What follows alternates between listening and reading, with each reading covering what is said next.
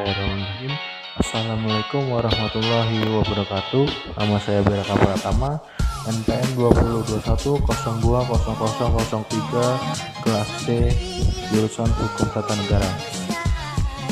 Di sini saya akan menjelaskan tentang instrumen dalam filsafat hukum Islam, selaku memenuhi tugas dari Bapak Ervin, yaitu mata kuliah filsafat hukum Islam.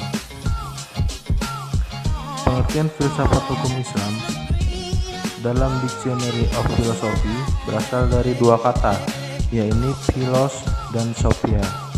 Philos artinya cinta, sedangkan sophia artinya kebijaksanaan. Philosophy as love of wisdom. Filsafat sebagai pemikiran mendalam melalui cinta dan kebijaksanaan.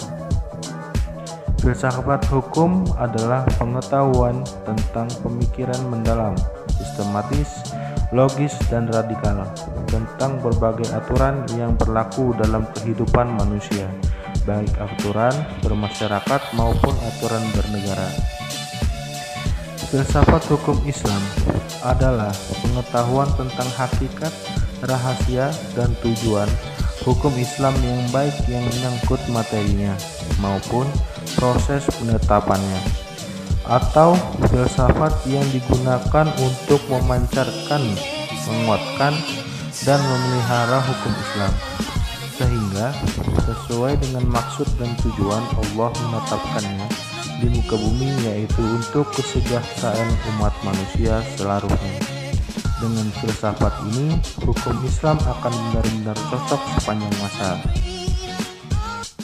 Pengertian syariah dan fikih serta ciri-cirinya.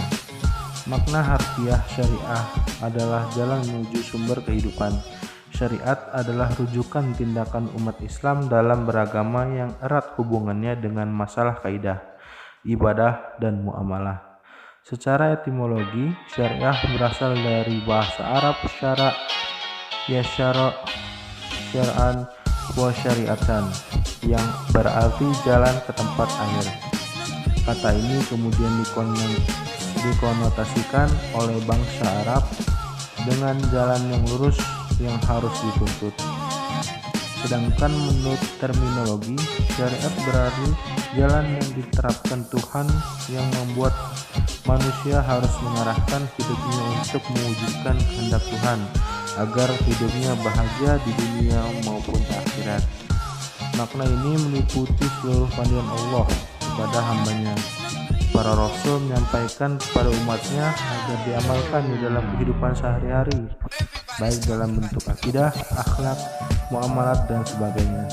Ringkasnya, syariat Islam merupakan keseluruhan ajaran Islam yang bersumber dari wahyu Allah Subhanahu wa Ta'ala. Adapun ciri-ciri syariat berpusat pada asas-asas berikut. Yang pertama, ketuhanan, Rabbaniyah.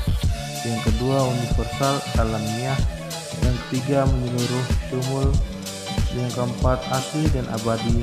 Yang kelima, mudah serta menghilangkan kesusahan. Yang keenam, memelihara masalah manusia. Yang ketujuh, keseimbangan atau tawazun. Yang kedelapan, hubungan erat atau talazum antara akidah dan kehidupan.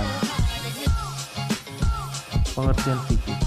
Fikih artinya paham, sedangkan secara istilah fikih adalah pemahaman dalam para ulama tentang hukum syara yang bersifat amaliyah atau praktik yang digali dari dalil-dalil terperinci.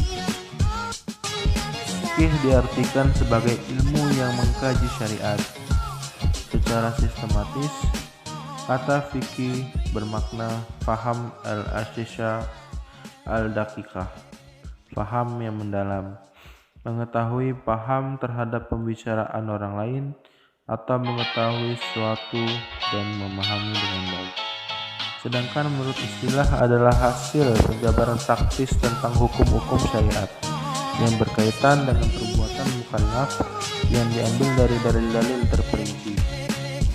Fikih sering disebut juga dengan jurisprudensi.